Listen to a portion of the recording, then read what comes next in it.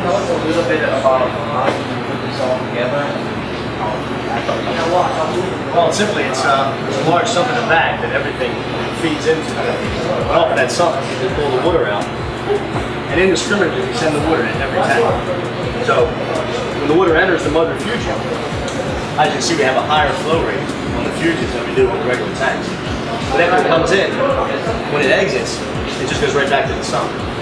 And then it goes back to the pump. And once again, it's getting indiscriminately sent to one of the tanks. So it isn't like this refugium takes care of those 4 tanks. It's more or less these 6 refugiums take care of the entire line. And we also have a large skimmer on it because there's a lot of bio load in and bio load out, which is a lot of strain on the system. Being that when your order comes in, you're not exactly sure what you're getting. So it puts a lot of strain on the system. Even when the Clerpa, as you can see, we sell a lot of macro rods at the top. And they come in and they're stressed from shipping. And they start to degrade and they die. And that releases a lot of nutrients back in the water. So that skimmer really helps. But as you can see, everything's doing wonderful. And I mean, Caroline's growing, everything in here's thriving. We got corals and eggs everywhere. Tell us maybe some of the benefits of having a system like this.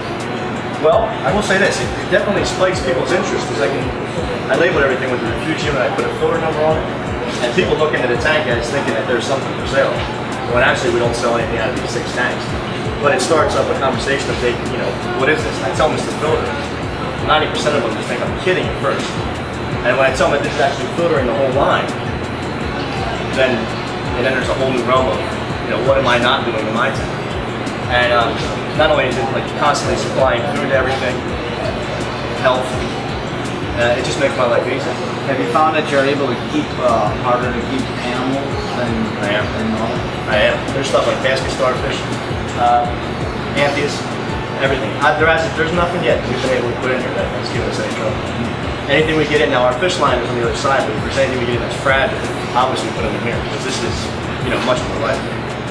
And from what I understand, you used another type of substrate prior to using the Miracle Mud. You know what, Larry? I did. I set up these 3 tanks with the Miracle Mud, and I was trying to run an experiment or kind of like, one-hand thing. So I set these 3 tanks with different ones, Crib C and another version. And at first everything was doing good. I'd say about 6 weeks into it, the 3 tanks that did not have the mud actually began to crash. And I more or less lost all the algae in these 3 tanks. Subsequently, I removed all of that bad substrate, just kind of got rid of it, and I put in the Miracle Mud, and that was, I guess, around late October. And as you can see, they're just doing wonderful. I guess that, the leaching properties of that mud just keeps everything alive. But the original concept was to be able to show people the difference in the substrates, but I just couldn't live. It didn't make it. So you contribute the Miracle Mud to the success of this whole system? Absolutely. It's definitely about the mud. Without a doubt. Because I tried it without using the mud, and it wasn't happy. Excellent. Yeah, do you notice any unusual reproduction taking place in the system? You know what? Actually, I do, Larry. As you can see, we have feather dusters, and they're distributed throughout the entire system. I guess it was maybe around 2 months ago I came in, and the entire line was like a milky white. I didn't understand why, so when I took a closer investigation of it, I noticed that every feather duster in all the tanks was spawning, was giving off sperm, reproduction.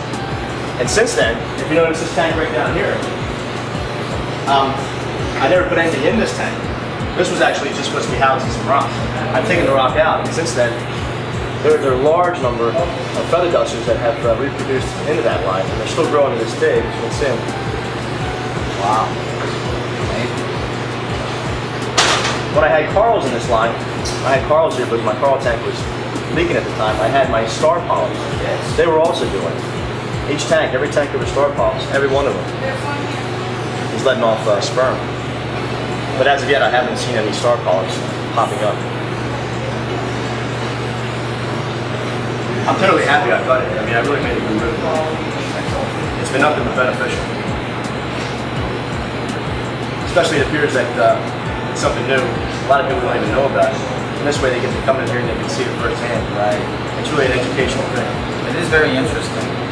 It's fun to look I've never really seen anything quite like it. it gets a lot of looks. Well, Bill, as far as the plumbing of all this whole system, could you go over that with us? Sure. How it's all connected. Between each system. Right. Yeah. What I have is I have a main pump room, which just holds all of my fish only line, which is like, you know, medicated and everything. And back there I make salt water, we have RO water, and I have the whole building plumbed into one main line. So just by turning the valve, I can send to this system salt water, RO water. You know, by changing another valve, I can take water out of the system and send it to my coral tank, to my fish line, and just move it around the building. This way you don't have to carry buckets all day, break your back, and drive people nuts. And you don't see anything, doesn't kick the water off the floor. It works out nice. Yeah, it works out nice. Plus, when the water comes out of here, even though it's for a water change, and you would consider that water to be used, more or less, it's still coming out really clean. Low levels of everything, so I'm able to use that in other lines, kind of recycling. Do you find that there's any particular type of chlorpa that's better than another? I did, yes. I've been trying different chlorpas in the refusions. I've tried everything I get my hands on. And it seems like the Chaeto is just phenomenal. It is so hard here. It's almost bulletproof. That stuff gets in there, it starts growing. Unlike some of the chlorpas that seem to be a little more fragile, and they break down easy by going clear. I haven't had that at all happen with the Chaeto. Do you keep your lights on in the system 24 hours? 24 hours, never shut them off. Obviously, the lights external of the refugiums, they're on a main switch. But the refugiums light, they just don't ever turn off. I gotta say I have about 80 watts on each one of those tanks. And what type of growth do you think you're getting as far as rate of growth? Well, I will say that in my tanks I have at home, the individual tanks with ecosystem refugiums on them, I think the chlorpa grows better. Because in here, I'm putting in, you know, your load's not staying the same. It's constantly fluctuating. And it's, like I said, the strain that's putting it on the system.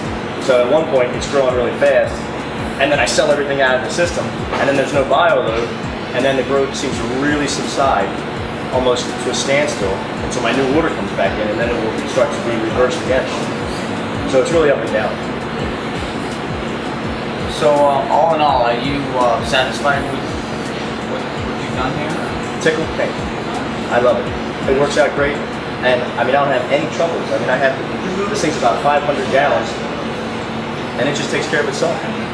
All I gotta do is keep the front glass clean, and everything in here loves it. Nothing dies, everything thrives.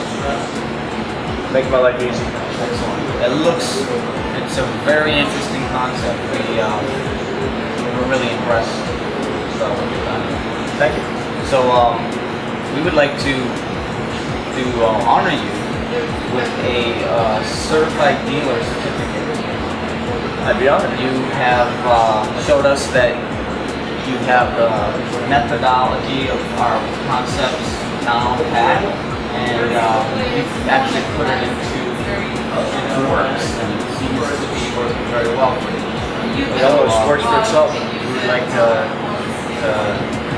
certify you as a dealer that has concepts of our system now. Wonderful. Present that. Thank you. So Bill, in recognition of the system that you have placed in your store here, we would like to honor you with a certificate from Ecosystem Aquarium.